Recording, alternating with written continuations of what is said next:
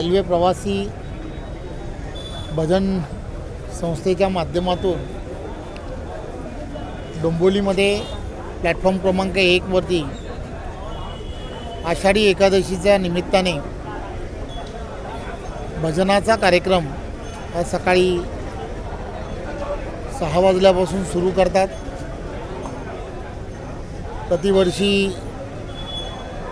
ही संपूर्ण आषाढी एकादशी ही सोमवार ते शनिवार या दिवसामध्ये येत असते। यावेळेला पहिल्यांदाच रविवारी आली आहे, त्यामुळे कामावरती जाणारा प्रत्येकजण हा पांडुरंगाचं दर्शन घेऊन स्वतः भजनामध्ये सामील होत असतो।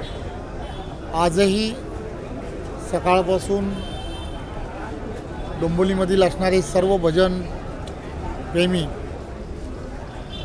ज्यांना आषाढी एकादशीला पांडुरंगाच्या चरणी विलीन होता येत नसतं किंवा पंढरपूरला जाता येत नसतं, असे सर्वजण या ठिकाणी दर्शन घेतात आणि भजनाचा आनंदही घेत असतात। मीही गेली अनेक वर्ष या ठिकाणी सकाळी येऊन भजनाचा लाभ घेत असतो। आजही घेतला। मी आज महाराष्ट्रातील जनतेला आषाढी एकादशीच्या खूप खूप शुभेच्छा देतो आणि पांडुरंगाच्या चरणी एवढंच साकडं घालतो की महाराष्ट्राला सर्व संकटांपासून दूर ठेवो। आणि मला खात्री आहे की पांडुरंग हा महाराष्ट्रातील जनतेच्या आणि देशाच्या जनतेच्या पाठीमागे त्याचा आशीर्वाद कृपा आशीर्वाद हा असाच व्हायचं, मात्र यावेळेस VIP दर्शन थांबवलेलं आहे। हे प्रशासनाने त्या संदर्भातले काही निर्णय घेतले असतील, त्यामुळे आदरणीय मुख्यमंत्री देवेंद्रजी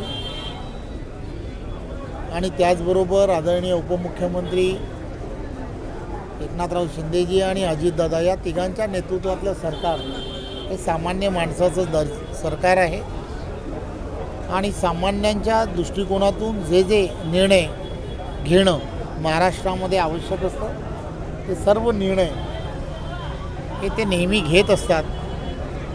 त्यामुळे सामान्य जनतेच्या हिताच्या दृष्टिकोनातून हा निर्णय हा शासनाने घेतला आहे।